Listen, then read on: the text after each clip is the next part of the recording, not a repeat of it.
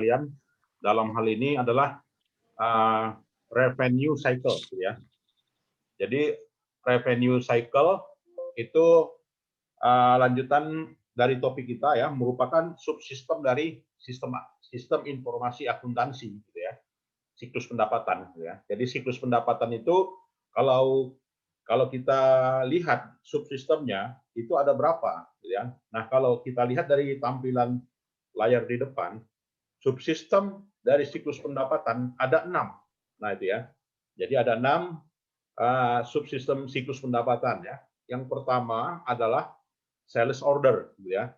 Jadi sales order itu terjadi ya karena apa? Ya karena ada yang pesan verbal, gitu ya, atau ada yang melalui telepon, atau melalui WhatsApp, gitu ya, atau ada yang melalui permintaan langsung pakai order, gitu ya, paper, atau melalui fax, gitu ya, atau melalui media apa ya, transfer data lainnya, elektronik data interchange lainnya, gitu ya.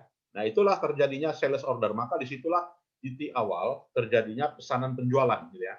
Pada era digital, gitu ya. Nah, sales order ini banyak medianya bisa, gitu ya. Jadi itulah merupakan media dari yang namanya sales order. Lantas, gitu kan, ketika order itu diterima oleh perusahaan dan terjadi persetujuan di sini, gitu ya. Jadi persetujuan karena dalam hal ini perusahaan menganut accrual base, ya, accrual base accounting, gitu ya. Maka dalam hal ini terjadi persetujuan yang namanya approval credit, ya, karena kan orang pesan belum bayar, gitu kan, atau ketika sudah jawab baru bayar, gitu ya. Maka dalam hal ini ada persetujuannya, gitu kan, persetujuan dari jual atau enggak, gitu kan. Ketika dia jual, maka di sini dia adanya paperless, ya, paper file, gitu ya.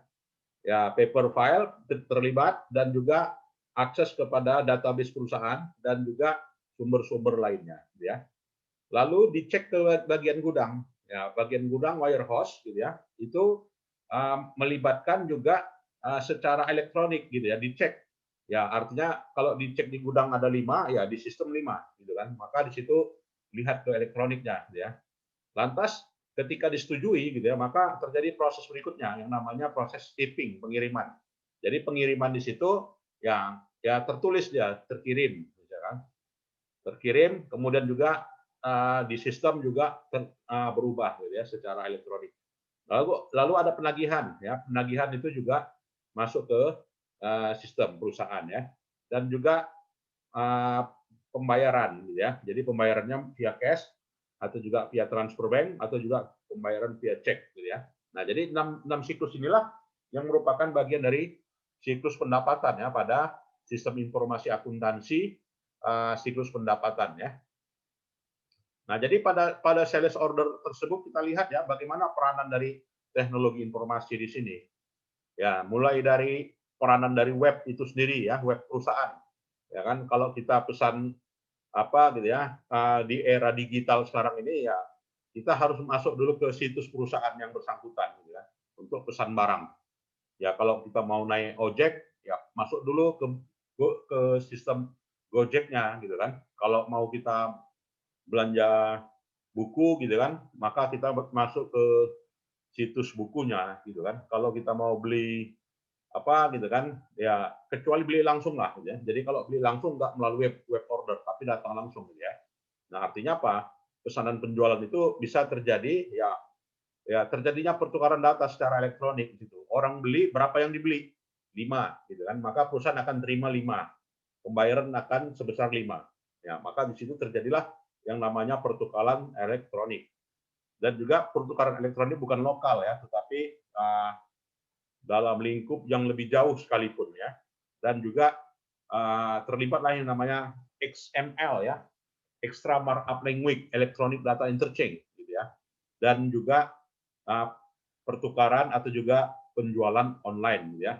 Dan dalam hal ini sistemnya sistem pelanggan terlibat yang namanya Customer Relationship Management ya.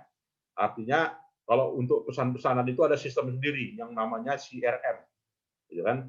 Customer Relationship Management, manajemen penagihan gitu ya. Bagaimana misalnya bank gitu kan memberikan pinjaman gitu ya.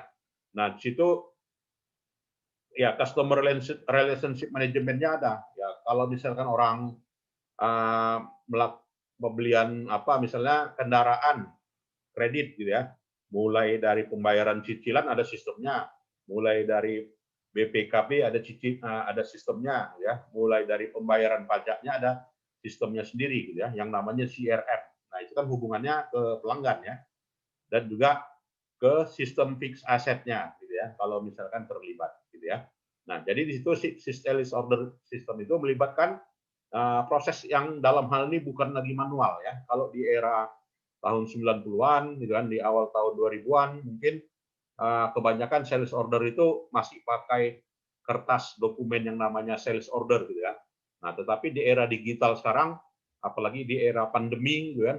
Nah, di sini peranan dari apa ya, web order dan juga electronic data interchange berperan besar gitu ya. Lantas disetujui gitu ya. Persetujuannya pun juga secara sistem semuanya, terdigital gitu ya, nggak lagi manual. Nah, jadi ada namanya online credit approval dan juga automation of approval gitu ya. Makanya sekarang tumbuh subur gitu ya, pinjaman online dan sebagainya, pinjol gitu kan. Ya karena ya persetujuannya juga dalam hal ini bisa dilakukan secara online dan otomatis gitu ya. Dan juga dalam manajemen gudang dan juga manajemen pengiriman. Nah, dalam hal ini bisa ditelusuri basisnya web ya, sudah sejauh mana dikirim, berapa jam lagi sampai gitu kan. Lantas juga ketika sudah sampai ya billing pun juga ada apa ya, ditagihkan kepada pelanggan ya. Dalam penagihan billing itu apakah melalui apa ya, basis web ya, pertukaran data elektronik atau juga pertukaran keuangan elektronik, financial electronic data interchange ya. Begitu juga penagihannya ya, dalam penagihannya berapa yang sudah berhasil ditagih, berapa yang belum, terdata secara terstruktur yang namanya online receivable service gitu ya. Dan juga sistem pembayarannya dengan credit card ya diadopsi oleh sistem, dengan paper check juga diadopsi oleh sistem, kemudian digital cash juga diadopsi oleh sistem ya, yang namanya electronic logbook gitu ya. Nah ini kalau kita lihat grafik ya, bagaimana siklus kehidupan pelanggan ya. Jadi mulai kita mendapatkan pelanggan, kalau katanya penjualan maka kita harus mengelola data pelanggan ya. Maka begitu banyaknya sekarang perusahaan ya, mendata pelanggan ya, ketika kita sudah terlibat dalam satu transaksi, database-nya udah ada gitu kan. Kita mau kirim barang ke Jakarta pakai misalnya pakai DHL gitu kan, pakai apa gitu ya, pakai apa namanya, Tiki gitu ya, itu semuanya data pelanggannya dipelihara oleh mereka. Jadi kalau ada 1 juta pernah bertransaksi, maka nomor HP-nya pun ada di situ kan. Kalau ganti HP selalu ditanya, udah ganti Pak nomor HP-nya? Nah di situ ya. Artinya mengelola database pelanggan suatu keharusan saat ini, gitu ya, di dalam sistem perusahaan. Nah jadi di situ terlihat ya customer acquisition, mendapatkan pelanggan itu gimana, kemudian juga sejauh mana loyalitas pelanggan. Di sini ada penilaian yang namanya customer growth, dan juga sejauh mana pelanggan itu berminat untuk membeli kembali ya, customer retention, dan juga pelanggan itu memang sudah tidak berminat lagi ya, udah pindah tempat pembelian, sudah pindah produsen ya. Jadi grafiknya tergambar seperti ini. Dan diadopsi hal itu gitu kan oleh yang namanya sistem SAP. Nah, jadi dalam sistem SAP yang merupakan ERP ya. Apa ini ERP? Ya, Enterprise Resource Planning, artinya menyatukan mulai dari aspek marketing, aspek penjualan, aspek pelayanan, aspek analisa ya, aspek produksi gitu ya, aspek penagihan ya, aspek pengelolaan pelaporan keuangan, dan mengadopsi yang namanya subsistem lainnya seperti enterprise marketing ya, field marketing ya kan, e-marketing, telemarketing, channel marketing, analyze ya. Kemudian enterprise sales ya, field sales, e-selling ya, tele sales, channel sales ya. Nah, ini semuanya ya bagian dari subsistem sales yang dikerjakan oleh sales yang merupakan subsistem dari ERP. Jadi kalau bicara makronya ERP, tapi kalau bicara subsistem parsialnya ya masing-masing dari ini gitu ya, yang dikelola oleh ERP. Nah, jadi ERP di sini sebagai supply chain gitu ya, rantai nilai yang bisa mengelola aspek marketing, sales, service dan juga analytics gitu ya. Nah, silakan kalau ada yang mau berdiskusi, silakan. Nah, ini sebenarnya bisa ya menjadi topik tesis ya kalau mau gitu ya. Nah, jadi kalau kita bicara SIA gitu kan, maka SIA itu berevolusi saat ini gitu ya. Artinya berevolusi kemana? Dampak dari server ya, dampak dari database, dampak dari sistem teknologi informasi mengubah proses. Nah, jadi itu ya. Nah, jadi di sini dalam menganalisa pelanggan, gitu ya, mulai dari aspek perilaku pelanggan, ya, mulai dari aspek penilaian pelanggan, mulai dari aspek analisa karakteristik pelanggan atau disebut dengan customer portfolio analysis, ya, sampai pada siklus pelanggan dianalisa, gitu ya.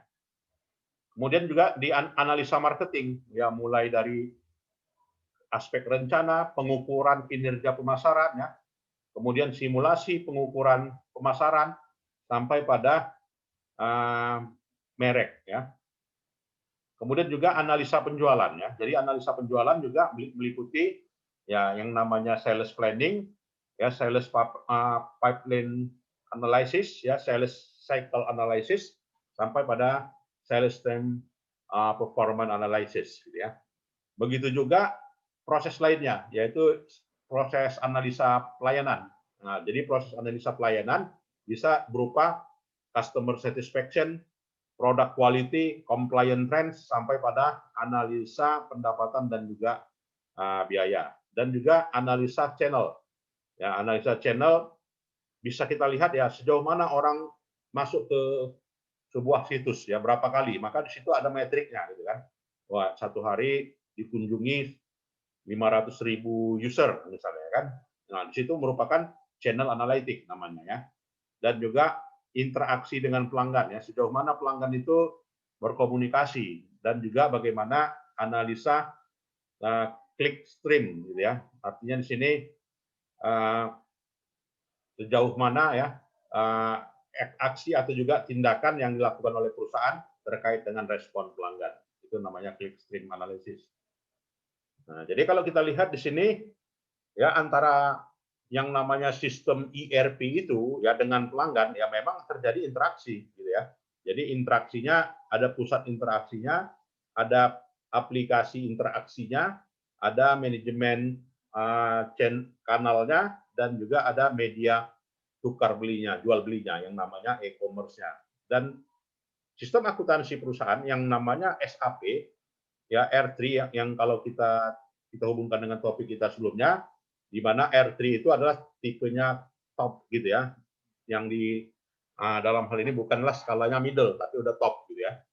Nah, jadi situ hubungan pelanggan bisa tidak dilakukan secara langsung, tetapi ya melalui sistem yang namanya ERP. Ya beda ya tentu saja cara kerjanya dengan tahun 70 dengan sampai dengan tahun 90 yang dalam hal ini pelanggan ya harus ketemu langsung ya dengan perusahaannya. Nah, sekarang dengan era wirehouse ya, dengan era database, dengan era sistem teknologi itu ya interaksinya dengan sistem lebih cepat gitu ya, lebih tepat, lebih akurat dan juga lebih relevan gitu ya. Mungkin ada yang mau kita diskusikan, silakan. Belum ada, Pak. Ya. Baik, berikutnya kita lihat. Nah, di sini bagaimana interaksi apa tadi gitu ya? Subsistem yang dalam hal itu bagian dari ERP yang namanya Interaction Center, ya, e-commerce gitu ya, sampai pada field application. Nah, di situ terlihat ya bagaimana melibatkan yang namanya telemarketing, ya kan, telesales itu kan nggak ada dulu gitu kan. Tapi di eranya sekarang ini ya telemarketing, telesales sampai pada e-selling ya, electronic service itu semuanya wajib, gitu kan. Artinya memang harus melalui itu semua ya proses. Nah, jadi proses manual itu udah hilang sama sekali, gitu ya. Kalau kita lihat di dalam hal ini interaksi sistem itu. Ya, kalau kita mau pesan apa misalnya naik kereta api ke Rantau Prapat gitu kan, bisa nggak sekarang belinya apa manual? Artinya belinya Bisa, di bisa Pak. gerbong. Bisa, Pak. Masih bisa. Tapi tiketnya dibatasi Pak, nggak terlalu banyak. Udah online kebanyakan Pak. Nah, udah online ya Lebih kan? diutamakan yang via online sekarang, Pak. Ya, Iya Pak. udah online gitu kan. Artinya kita kalau dulu waktu saya sekolah gitu kan, pulang saya gitu kan, pulang kampung itu masih bisa gitu kan beli di atas. Nah, jadi atau belinya di stasiun dulu ya kan. Nah, kalau sekarang udah nggak bisa ataupun ada batasannya mungkin kan. Ya, apalagi di era pandemi ya sedikit orang yang mau gitu kan. Tapi pada saat normal nggak akan ada lagi tuh gitu ya. Prosesnya sudah ya perjumpaan dengan pelanggannya, interaksinya ya melalui interaction center gitu ya. Sistem PJKA gitu kan. Mau kita belinya di Indomaret sudah ya kan, di Alfamart gitu kan. Kalau dulu masih ada yang ditunjuk oleh PJKA-nya gitu kan. Kereta apinya perusahaan A yang menjualkan tiketnya. Sekarang ya udah mudah gitu kan. Kita di Indomaret pun bisa, kalau kita mau melalui internet banking pun bisa gitu kan. Jadi interaksinya sudah luas gitu ya. Nah, jadi situ interaction center dan e-commerce-nya sudah banyak dikembangkan di situ. Dan interaksi dengan pelanggan tersebut gitu ya.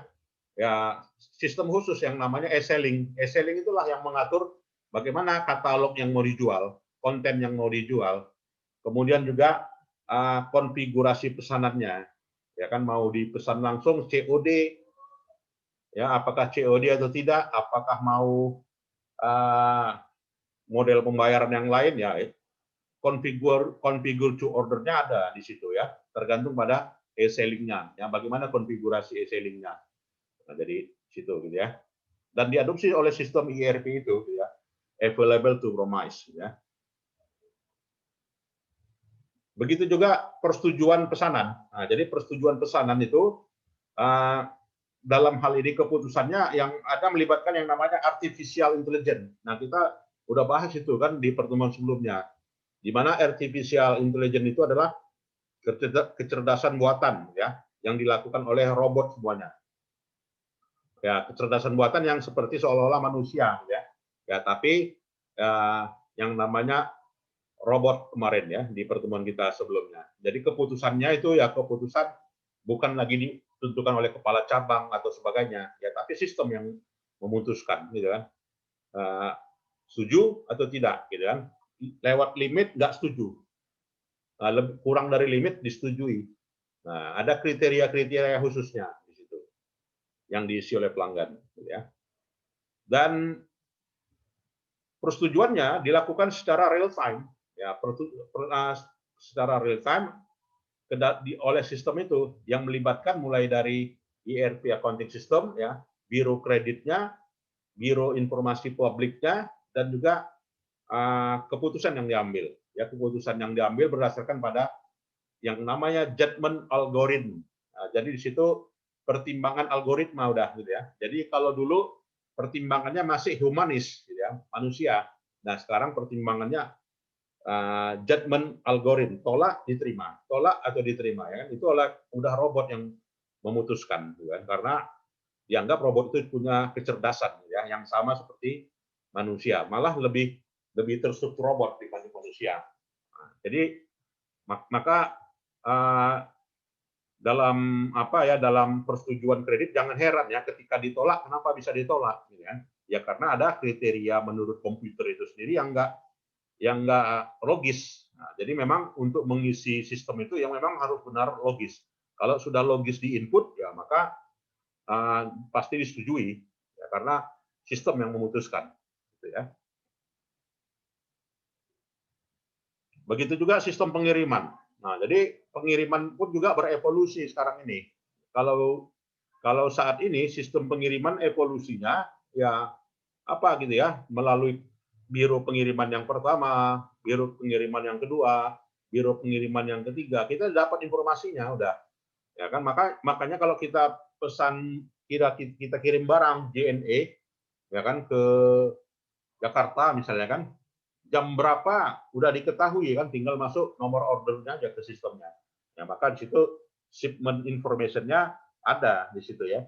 Jadi nggak lagi apa ya, pelanggan itu tidak mengetahui sejauh mana pergerakan barang yang dikirimkan tersebut gitu ya. Jadi via truk, via pesawat atau juga kereta api di sini. Informasi pengirimannya dapat ya, didapatkan oleh pelanggan yang namanya Internet Shipment Tracking Site ya.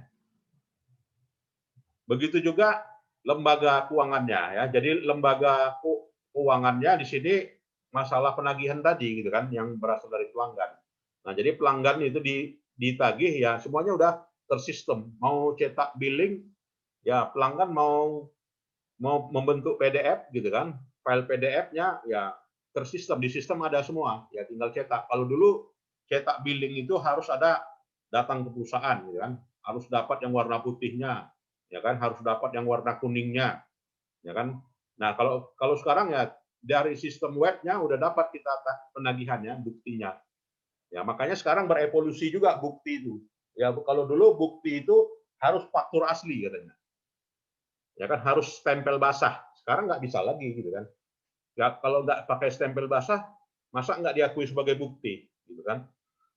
Ya bisa, gitu. Kalau nggak stempel basah, bukan sebagai bukti. Buktinya ya kalau kita transfer via internet banking gitu kan, maka diakui nggak? Diakui. Ya. Kalau dulu misalnya harus melalui struk ATM, gitu kan. Nah sekarang nggak, struk dari internet banking ya, print screen-nya pun sudah bisa jadi bukti. Ya itu menunjukkan ya bahwasanya peranan dari web gitu ya besar, gitu ya. Peranan dari peranan dari server begitu besar ya dalam evolusi financial institution ini. Nah, itu. Nah, jadi pola hubungan bisnis to customer ya dari perusahaan kepada pelanggan ya. Itu melibatkan web di sini ya, builder web. Nah, builder website atau juga business to business, seller website, buyer website gitu ya. Nah, ini juga wajib dilibatkan. Kalau dulu ya builder website ini tidak ada peranannya. Ya sekarang wajib melalui proses itu dilakukan oleh builder website atau juga seller website gitu ya. Baik dalam penagihan atau juga hubungan kepada pembeli dan juga pada pelanggan di situ. Atau juga business to customer. Nah, di sini konsolidasi website ya antara pelanggan dengan penagihnya, nah, terjadi konsolidasi dan juga pembayarannya ya antara yang pembeli satu dengan penjual ya ada konsolidasi di situ ya. Nah, kemudian kita lihat di sini ya begitu juga ya peranan website tadi gitu ya dengan pelanggan di mana terjadilah ya dapat data ya, data extraction, data formatting ya, dokumen routing di situ gitu ya. Nah, itu. Dan juga masalah sistem piutang ya nggak selamanya juga orang bisa bayar tunai gitu kan. Ada yang sanggupnya kredit. Nah, kalau dia kredit juga ya sudah lepas yang namanya manual. Ya, semuanya ada subsistem dari ERP, dari SAP tadi yang namanya online account receivable software. Nah, jadi online account receivable software dikelola oleh namanya client system. Nah, client system itulah yang menyimpan ya data pelanggan ya. Jadi data pelanggan yang disebut dengan client customer. Nah, itu berhubungan dengan masalah aktivitas penagihan sampai penyajian kepada laporan keuangannya. Gitu ya. Jadi mulai dari ya apa ya hubungan pelanggan itu via telepon, via email, ya, via surat, ketemu langsung, kemudian via agennya, gitu kan, dan juga pembayarannya dan juga masalah cek kosong, ya, kepuasan survei, kemudian pesan pelanggan, sampai pada analisa kinerjanya. Nah, ini semuanya ada dikelola ya oleh yang namanya online account receivable software ya. Nah, antara klien ya dengan online factoring service ya juga terhubung ya. ada namanya melibatkan yang namanya dokumen purchase order, shipping dokumen, dan juga bukti pengiriman atau bill of lading. Nah, gitu. Kemudian juga transaction clearing. Nah, jadi itu transaction clearing mulai dari billing, check service, clearing house ya, digital money, ya kredit card merchant, ya online escrow service sampai pada smart card ini juga terlibat. Jadi kalau kita bertransaksi itu nggak mesti pakai uang tunai ya. Sekarang udah diminimalkan dengan uang tunai, semuanya pakai uang non tunai ya, non cash. Nah, jadi ada yang namanya digital money juga suatu opsi ya, opsi bayar. Jadi opsi bayar pun juga kita sudah banyak melalui media, pakai OVO misalnya ya kan bisa bayar. Ya, karena udah ada yang namanya digital money, ya kan. Pakai kalau kita bertransaksi dengan jasa marga sebagai bisnis to customer gitu kan, maka digital money terlibat di situ. Itu ya.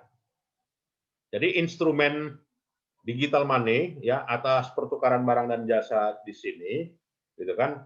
Itu ya bisa dilakukan ya melibatkan yang namanya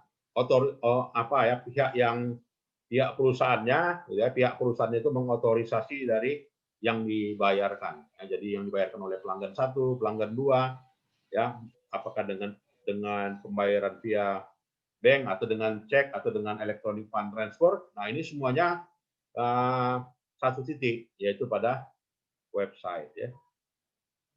Nah, itu. Jadi yang di pertukaran barang dan jasa itu ya terjadi ya antara pelanggan. Jadi ketika kita jual pada pelanggan, maka kita keluarkan bukti bayar. Ya. Dan data pelanggan pun juga direkam, mulai dari nama akhirnya, nama awalnya, alamatnya, kotanya, nomor teleponnya, ya kan. Kemudian juga rekeningnya, tanggal lahirnya, emailnya, juga. Nah, jumlahnya. Nah, ini semuanya karakteristik data pelanggan. Dan juga dengan kredit card ya, uang digital ya, kertas plastik namanya. Jadi kertas plastik itu ada cara khusus mengenalinya, ada namanya dengan sistem chip gitu ya. Jadi dengan sistem chip itulah maka dapat dikenali dan juga dapat diidentifikasi informasi personal orang yang bayar, pelanggan yang bayar gitu ya. Nah, itu. Nah, secara gitu ya, database ya terekam semuanya di CPU. Ya, jadi di CPU itu ada yang namanya RAM, Random Access Memory, dan ROM ya, Random Online Memory gitu ya, read only ya, read only memory dan random access memory atas data yang diinput gitu ya. Jadi hanya ada yang bisa ngubah, ada yang bisa melihat aja gitu kan fitur-fiturnya. Jadi fitur-fiturnya itulah tergambar ya data filenya dan juga direktorinya ya. Pertukaran barang dan jasa juga gitu ya. Jadi dengan pemasok ya, online payment vendor juga terjadi ya. Nah, baiklah. Ada yang mau kita diskusikan, silakan.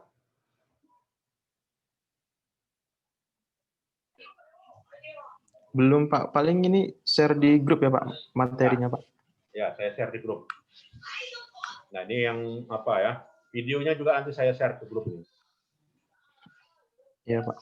Ya. Nah, untuk tugasnya bagaimana? Nah, itu tugasnya